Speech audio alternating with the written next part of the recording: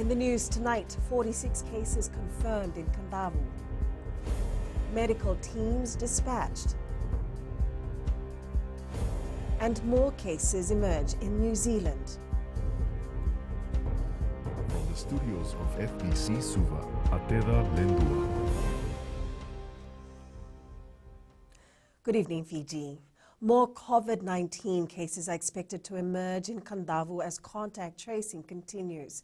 46 cases were confirmed on the island last night, and Minister for Health Dr. Feremi Wanganabete says a scouting team has been sent over from Suva to help health workers in Kandavu. They will map out plans to boost clinical care capabilities and access, especially for vulnerable persons. Kritika Kumar reports. The Ministry of Health is monitoring the numbers and virus trend in the lockdown area in Kandavu. The cases are expected to rise, certainly in terms of where we are at the moment. Our teams are on the ground and working with Roko and the provincial administrator and the district officers. The ministry has put in measures to try and localize the virus to the Ngasiale nursing zone. It is our hope that the containment measures will hold, and by holding so, we'll be able to try and limit it to just that zone in Kandavu. The health minister says they are working with police to investigate unauthorized travel between Suva and Kandavu. Commissioner of Police Brigadier General Sitiven Ingilio says officers on the ground have been told to increase surveillance. Yes, I have to play my part in that health security and stability.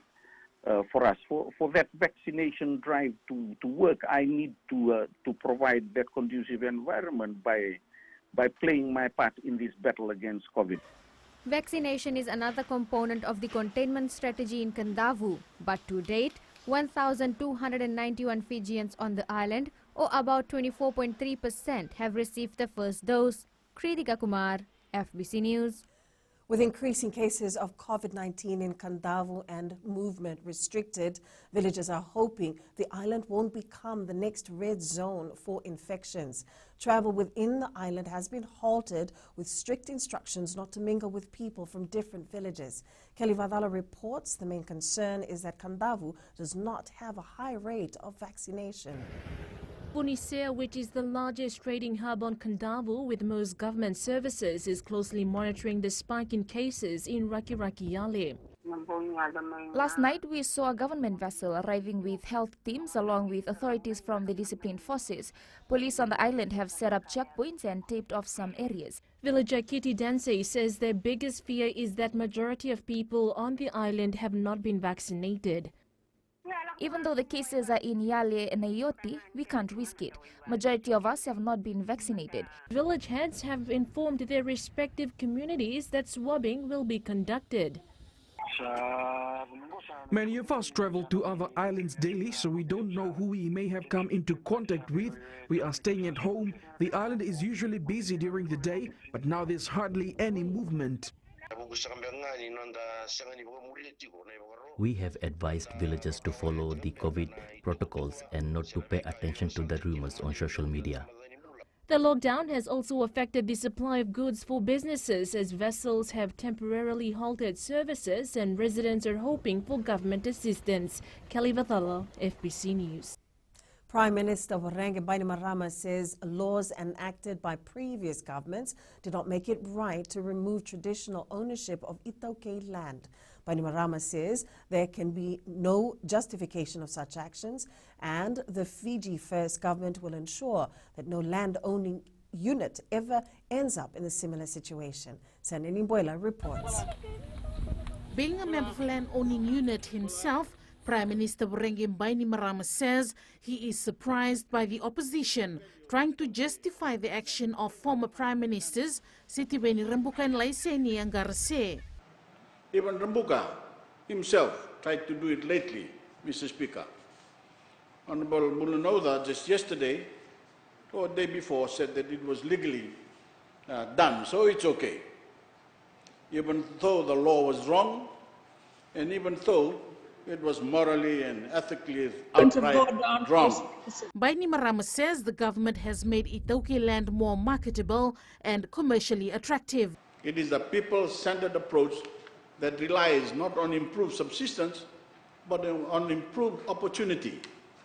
We need to move from a subsistence economy to the opportunities that a modern market economy presents to all Fijians. Speaking on the Itoke administration at the village level, opposition MP Andili Tiangioni Mbaravi suggested the government reviews the ministry's budget. How much money has been received to date and what has been the impact of that provision, how much of it has not been used? It must make up the huge backlog in the audit of the board and the provincial council accounts, which remains an obstacle to the progress we hope to make. But we hope that will be completed come 2022. The financial year 2022 marks the completion of the board's 5-year strategic development plan, which will be evaluated to address future needs. Sainiani Mboila, FBC News. 21 new cases of the COVID-19 Delta variant have been reported in New Zealand, taking the total to 51. There are 10,000 close contacts, including students in 5 high schools and 2 universities.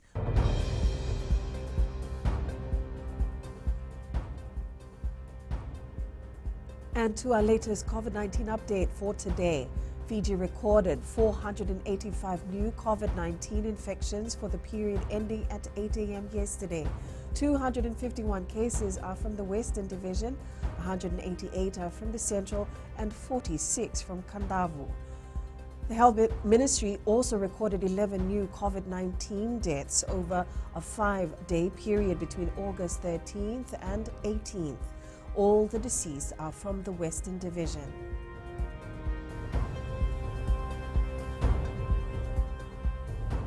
Fiji has recorded 43,026 cases since April this year. There are now 20,591 active cases in isolation, with 21,825 recoveries in total. The COVID-19 death toll now stands at 432.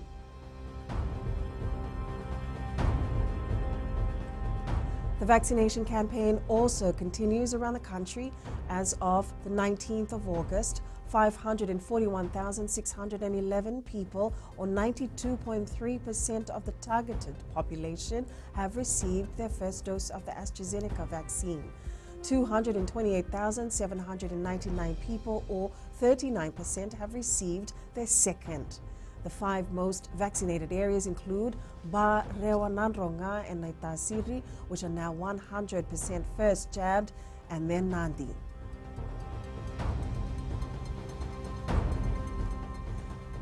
Anil Prasad and Saroj Devi of Singatoka are fully vaccinated. Have you got your jabs yet?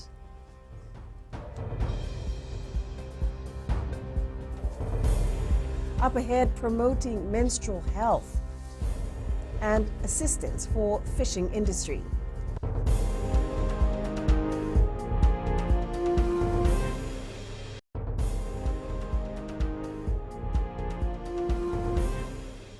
Welcome back. More awareness will be created around menstrual health in schools to ensure female students are protected from social stigma surrounding menstruation. This persistent stigma often leads to exclusion and discrimination of women and girls. To break away from this, the government has set aside funds to provide sanitary pads to female students and ensure that menstrual health does not affect their education. Pranita Prakash reports. Over 55,000 female students between Year 7 to Year 12 will be assisted through the provision of sanitary pads once the school reopens. Girls in urban and peri-urban areas have greater access to facilities and services. So for the girls in rural and deep rural maritime areas, we will be assisting these girls through their schools with the provision of their monthly supply. The Education Minister stresses that this is not an issue to shy away from. What is the modality used in the distribution of these items? She mentioned the sensitiveness of this product, particularly in the distribution in the rural, remote and maritime schools. Not only about distributing the pad, it's about creating more respect within both the sexes. And we live in a time, we live in a century where I believe Fiji has broken down a lot of taboos.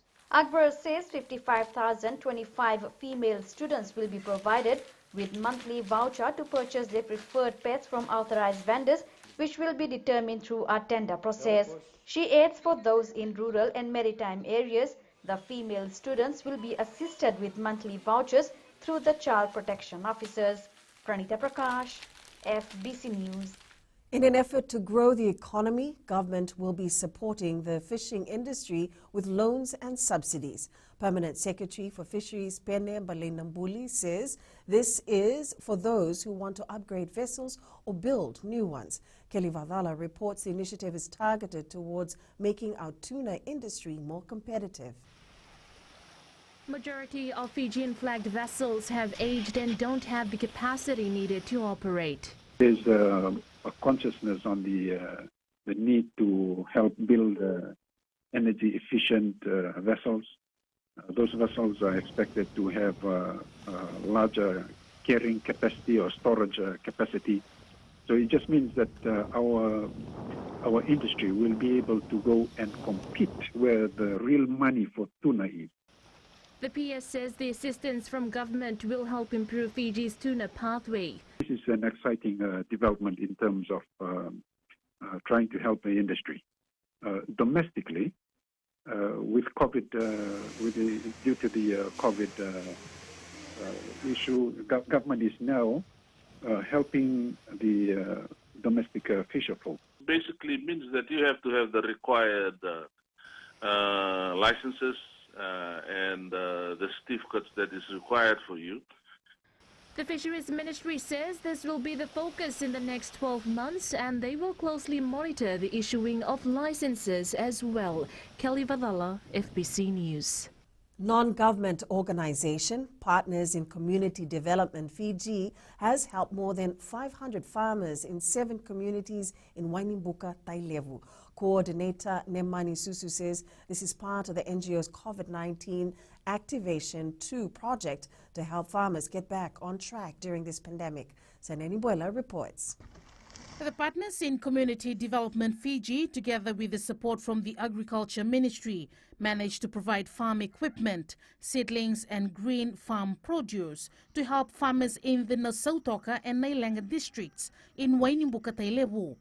Training, financial literacy, establishment of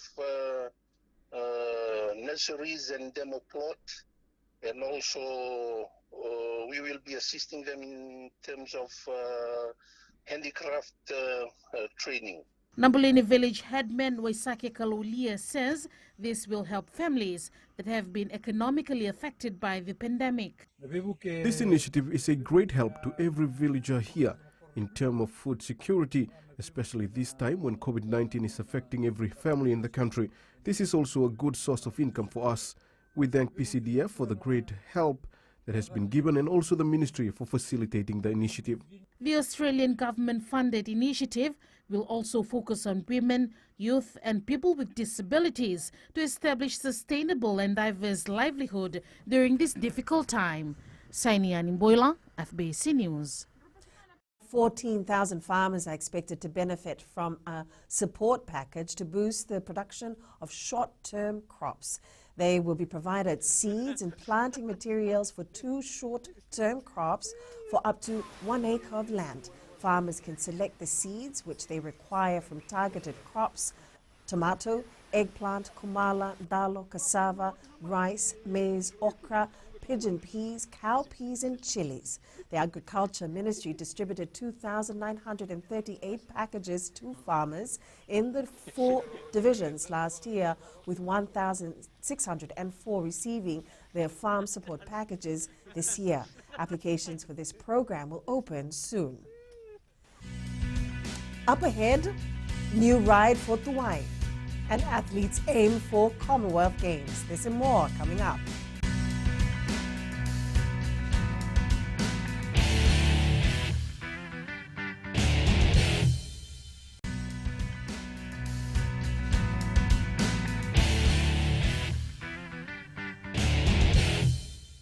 Welcome back.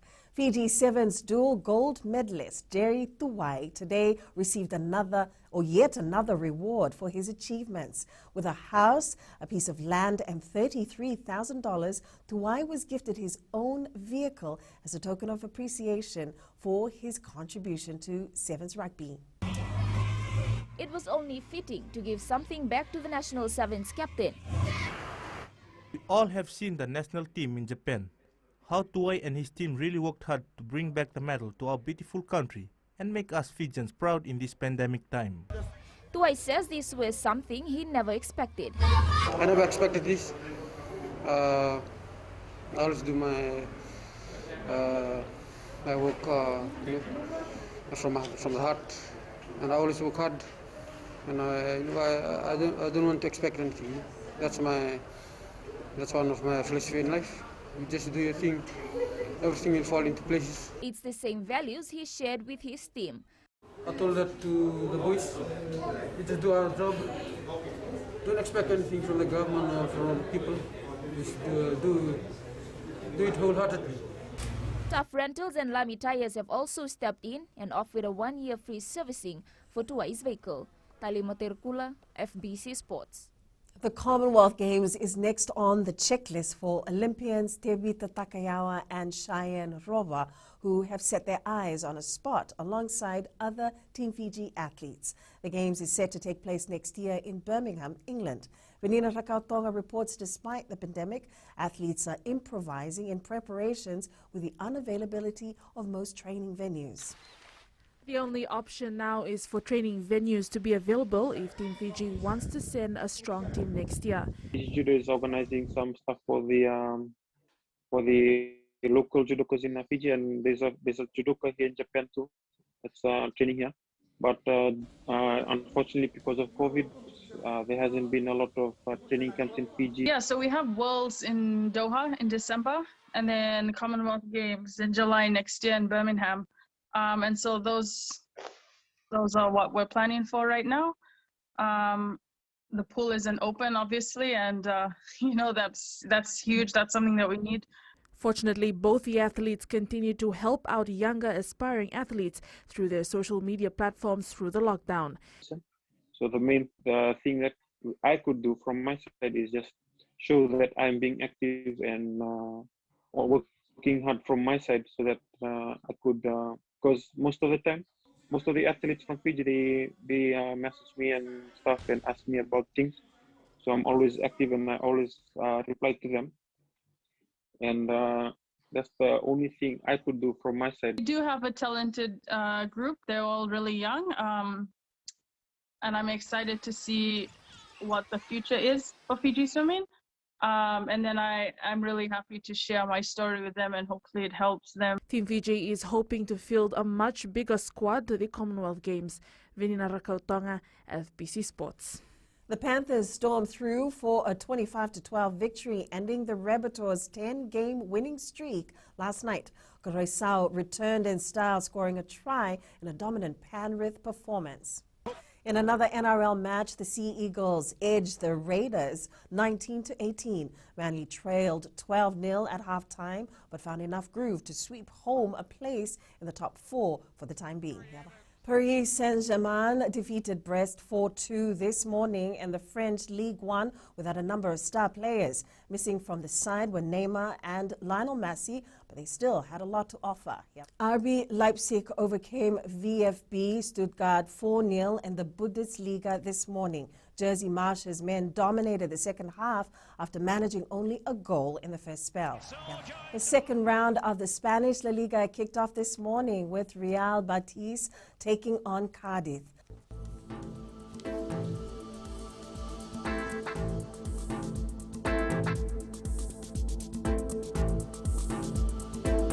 Cloudy conditions with showers were experienced over the eastern parts and the interior of the larger islands.